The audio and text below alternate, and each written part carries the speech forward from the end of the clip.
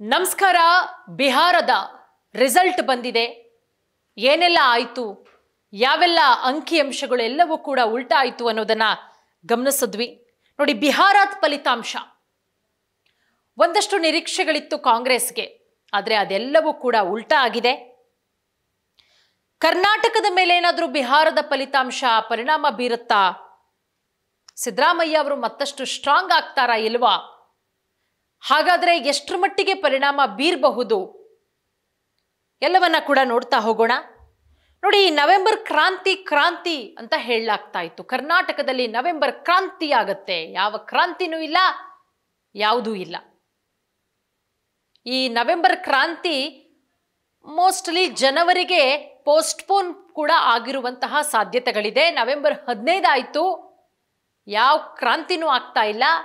ಎಲ್ಲ ನಾಯಕರು ಒಂದೆರಡು ದಿನ ಬಡ್ಕೊಂಡ್ರು, ಆಮೇಲೆ ಈಗ ತಟಸ್ಥರಾಗಿದ್ದಾರೆ. ಅಂದರೆ ಅಲ್ಲಿ ಬಹಳ ಸ್ಪಷ್ಟವಾಗಿ ಗೊತ್ತಾಗ್ತಾ ಇದೆ, ಯಾಕೋ ಏನೋ ಮಿಸ್ ಹೊಡಿತಾ ಇದೆ. ಸಿದ್ದರಾಮಯ್ಯ ಅವರೇ ಇನ್ನೂ 2.5 ವರ್ಷಗಳ ಕಾಲ ಇರುವಂತಹ ಸಾಧ್ಯತೆಗಳು ಕೂಡ ಇದೆಯಾ? ಯಾಕೆ ಡಿ ಕೆ ಶಿವಕುಮಾರ್ ಅವರು ತಣ್ಣಗಾಗ್ಬಿಟ್ರು? ಹೈಕಮಾಂಡ್ ಏನಾದರೂ DCM ಡಿ ಕೆ ಶಿವಕುಮಾರ್ ಅವರನ್ನ ತಣ್ಣಗೆ ಮಾಡಿಬಿಡ್ತಾ? ಈ ರೀತಿಯ ಪ್ರಶ್ನೆಗಳು ಸಾರ್ವಜನಿಕ ವಲಯದಲ್ಲಿ ಹುಟ್ಕೊಳ್ಳೋದು ಸಹಜ. ನೋಡಿ, ಕರ್ನಾಟಕ ರಾಜ್ಯ ರಾಜಕೀಯ ರಾಷ್ಟ್ರ ರಾಜಕಾರಣದಲ್ಲಿ ದೊಡ್ಡ ಮಟ್ಟದಲ್ಲಿ ಸುದ್ದಿಯನ್ನ ಮಾಡ್ತಾ ಇದೆ. ಅದರಲ್ಲೂ ಕೂಡ ಬಿಹಾರದ ಚುನಾವಣೆಯ ಮೇಲೆ ರಾಷ್ಟ್ರೀಯ ನಾಯಕರು ದೊಡ್ಡ ಮಟ್ಟದಲ್ಲಿ, ರಾಷ್ಟ್ರೀಯ ಕಾಂಗ್ರೆಸ್ ನಾಯಕರು ದೊಡ್ಡ ಮಟ್ಟದಲ್ಲಿ ನಿರೀಕ್ಷೆಯನ್ನ ಇಟ್ಕೊಂಡಿದ್ರು. ಆದರೆ ಆ ಫಲಿತಾಂಶ ಇದೆಯಲ್ಲ, ಕಾಂಗ್ರೆಸ್ಗೆ ಹೊಸ ಚೈತನ್ಯ ಕೊಡುತ್ತೆ ಅಂತಲೇ ಹೇಳಲಾಗ್ತಾ ಇತ್ತು. ಆದರೆ ಅದೆಲ್ಲವೂ ಕೂಡ ಈಗ ಉಲ್ಟಾ ಪಲ್ಟಾ ಆಗೋಗಿದೆ. ಒಂದು ಮಟ್ಟಿನ ನಿರೀಕ್ಷೆ ಇತ್ತು, ಆದರೆ ಬಿಹಾರದ ಚುನಾವಣೆಯ ರಿಸಲ್ಟ್ ಏನಿದೆ ಅದು ಆ ನಿರೀಕ್ಷೆ ಎಲ್ಲವನ್ನ ಕೂಡ ಉಲ್ಟಾ ಪಲ್ಟಾ ಮಾಡಿರೋದು. ಕರ್ನಾಟಕ ಕಾಂಗ್ರೆಸ್ ನಾಯಕತ್ವದ ಮೇಲೆ ಅದರ ಪರಿಣಾಮ ಬೀರುತ್ತೆ ಅನ್ನುವ ಚರ್ಚೆಗಳು ಕೂಡ ಶುರುವಾಗಿತ್ತು. ಆದರೆ ಈಗ ಯಾವುದೇ ಪರಿಣಾಮ ಬೀರಲ್ಲ ಅಂತಲೇ ಹೇಳಲಾಗ್ತಾ ಇದೆ. ನೋಡಿ, ಹಾಗಾದರೆ ಏನಾಗಬಹುದು? ಒಂದು ಕಡೆ ಪ್ರಧಾನಮಂತ್ರಿ ನರೇಂದ್ರ ಮೋದಿ ಹಾಗೆ ನಿತೀಶ್ ಕುಮಾರ್ ಅವರ ಜುಗಲ್ಬಂದಿ ಬಿಹಾರದಲ್ಲಿ ಮಹಾಘಟಬಂಧನ್ನೇ ಒಂದು ರೀತಿಯಲ್ಲಿ ವೈಟ್ ವಾಶ್ ಅನ್ನು ಮಾಡಿಬಿಟ್ಟಿದೆ. ಅಷ್ಟರ ಮಟ್ಟಿಗೆ ಆ ಮ್ಯಾಜಿಕ್ ಕಮಾಲ್ ಮಾಡಿರೋದು. ಬಿಹಾರದಲ್ಲಿ ಅತಿದೊಡ್ಡ ಪಕ್ಷವಾಗಿ BJP ಹೊರಹೊಮ್ಮಿದ್ರೆ, ನಿತೀಶ್ ಕುಮಾರ್ ನೇತೃತ್ವದ JDU ಅತ್ಯುತ್ತಮ ಪ್ರದರ್ಶನವನ್ನು ಕೂಡ ಕೊಟ್ಟಿದೆ. ಇತ್ತ ಬಿಹಾರದ ಫಲಿತಾಂಶದ ಬಳಿಕ ರಾಜ್ಯ ಕಾಂಗ್ರೆಸ್ ಮೇಲೂ ಕರ್ನಾಟಕದ ಕಾಂಗ್ರೆಸ್ ನಾಯಕತ್ವದ ಮೇಲೂ ಪರಿಣಾಮ ಬೀರಬಹುದು. ಹಾಗಾದರೆ ಪರಿಣಾಮ ಬೀರಿದ್ರೆ ಅದು ಯಾವ ರೀತಿ ಎಲ್ಲವನ್ನ ಕೂಡ ನೋಡ್ತಾ ಹೋಗೋಣ. ನೋಡಿ, ಒಂದು ಕಡೆ ಒಂದು ರೀತಿಯಲ್ಲಿ ಈ ಮಹಾಗಠಬಂಧನ್ ಏನಾದರೂ ಬಿಹಾರದಲ್ಲಿ ಗೆದ್ದಿದ್ರೆ, ಕರ್ನಾಟಕದಲ್ಲಿ ದೊಡ್ಡ ಮಟ್ಟದಲ್ಲಿ, ಕರ್ನಾಟಕ ಕಾಂಗ್ರೆಸ್ನಲ್ಲಿ ದೊಡ್ಡ ಮಟ್ಟದಲ್ಲಿ ಬದಲಾವಣೆಗಳಂತೂ 100% ಆಗ್ತಾ ಇತ್ತು. ಆದರೆ ಅದೆಲ್ಲವೂ ಕೂಡ, ನಿರೀಕ್ಷೆಗಳೆಲ್ಲವೂ ಕೂಡ ಈಗ ಸುಳ್ಳಾಗಿದೆ.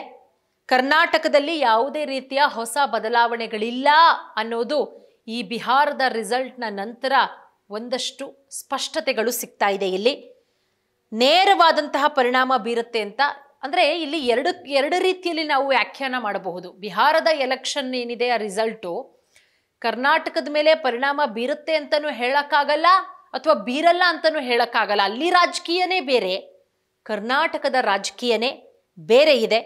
ಯಾಕಂದರೆ ಬಿಹಾರ ರಾಜಕೀಯ ಲೆಕ್ಕಾಚಾರಗಳೇ ಬೇರೆ ಇದೆ, ಕರ್ನಾಟಕದ ಲೆಕ್ಕಾಚಾರಗಳೇ ಬೇರೆ ಇದೆ. ಕರ್ನಾಟಕದ ಜನತೆ ಯೋಚನಾ ಲಹರಿಯೇ ಚೇಂಜ್ ಇದೆ. ಬಿಹಾರದ ಜನತೆ ಯೋಚನೆ ಮಾಡುವಂತಹ ಆ ಯೋಚನಾ ಶಕ್ತಿಯೇ ಬೇರೆ ಇರೋದ್ರಿಂದ ಇದು ಏನು ಅಷ್ಟೊಂದ್ರ ಮಟ್ಟಿಗೆ ಕಾಂಗ್ರೆಸ್ಗೆ ಮೈನಸ್ ಆಗಲ್ಲ ಬಿಹಾರದ ರಿಸಲ್ಟ್ ಅನ್ನೋದು ಕೂಡ ಗೊತ್ತಾಗಬಹುದು. ಯಾಕಂದರೆ ಕರ್ನಾಟಕದಲ್ಲಿ ಕಾಂಗ್ರೆಸ್ನ ಪರಿಸ್ಥಿತಿ ಅಷ್ಟೊಂದು ದುರ್ಬಲವಾಗಿಲ್ಲ, ಬಹಳ ಚೆನ್ನಾಗಿದೆ. ಇಲ್ಲಿ ಕಾಂಗ್ರೆಸ್ನಲ್ಲಿ ಒಳ್ಳೊಳ್ಳೆ ನಾಯಕರಿದ್ದಾರೆ. ಸಿದ್ದರಾಮಯ್ಯ ಅವರು ತಮ್ಮದೇ ಆದಂತಹ ವರ್ಚಸ್ಸನ್ನು ಹೊಂದಿರುವಂತಹ ನಾಯಕ. ಅದರ ಜೊತೆಗೆ DCM ಡಿ ಕೆ ಶಿವಕುಮಾರ್ ಅವರು ಕೂಡ ತಮ್ಮದೇ ಆದಂತಹ ವರ್ಚಸ್ಸನ್ನು ಹೊಂದಿರುವಂತಹ ನಾಯಕ. ಹಾಗಾಗಿ ಕರ್ನಾಟಕದಲ್ಲಿ ಒಂದಷ್ಟು ಪ್ರಯೋಗಗಳನ್ನು ಮಾಡಿ ಸಕ್ಸಸ್ ಕೂಡ ಆಗಿದ್ದಾರೆ. ಇವೆಲ್ಲವನ್ನ ಕೂಡ ನೋಡೋದಾದರೆ ಈ ಬಿಹಾರದ ರಿಸಲ್ಟ್ ಇದೆಯಲ್ಲ, ಇದೇನು ಅಷ್ಟು ದೊಡ್ಡ ಮಟ್ಟದಲ್ಲಿ ಕರ್ನಾಟಕದ ಮೇಲೆ ಪರಿಣಾಮ ಬೀರಲ್ಲ ಅಂತಲೇ ಹೇಳಬಹುದು. ಸೊ ಹಾಗಾಗಿ ನೋಡೋಣ, ಬಿಹಾರ ರಿಸಲ್ಟ್ ಬಂದ ಮೇಲೆ ಒಂದಷ್ಟು ಬದಲಾವಣೆಗಳನ್ನು ಮಾಡುವಂತಹ ನಿರೀಕ್ಷೆಗಳನ್ನು ಇಟ್ಕೊಂಡಿದ್ರು ಕರ್ನಾಟಕ ಕಾಂಗ್ರೆಸ್ನಲ್ಲಿ. ಸಂಪುಟ ಪುನರ್ರಚನೆ ಅಥವಾ ವಿಸ್ತರಣೆ ಇರಬಹುದು, ನಾಯಕತ್ವ ಬದಲಾವಣೆ ಇರಬಹುದು, KPCC ಅಧ್ಯಕ್ಷರ ಬದಲಾವಣೆ, ಈ ರೀತಿ ಹತ್ತಷ್ಟು ಬದಲಾವಣೆಗಳು ಕೂಡ ಇತ್ತು. ಆದರೆ ಬಿಹಾರದ ರಿಸಲ್ಟು ರಾಷ್ಟ್ರೀಯ ಕಾಂಗ್ರೆಸ್ಗೆ ಯಾವುದೇ ರೀತಿಯ ಬೂಸ್ಟ್ ಕೊಟ್ಟಿಲ್ಲ. ಹಾಗಾಗಿ ಏನು ಮಾಡುತ್ತೆ ಕಾಂಗ್ರೆಸ್ಸು? ತಟಸ್ಥರಾಗಿದ್ದು ಬಿಡುತ್ತಾ ಸ್ವಲ್ಪ ದಿನ, ಅಥವಾ ಚೇಂಜಸ್ಗಳನ್ನು ಮಾಡ್ಕೊಳ್ಬಹುದಾ? ಸೊ ನೋಡೋಣ ಏನಾಗಬಹುದು ಅಂತ ಹೇಳಿ.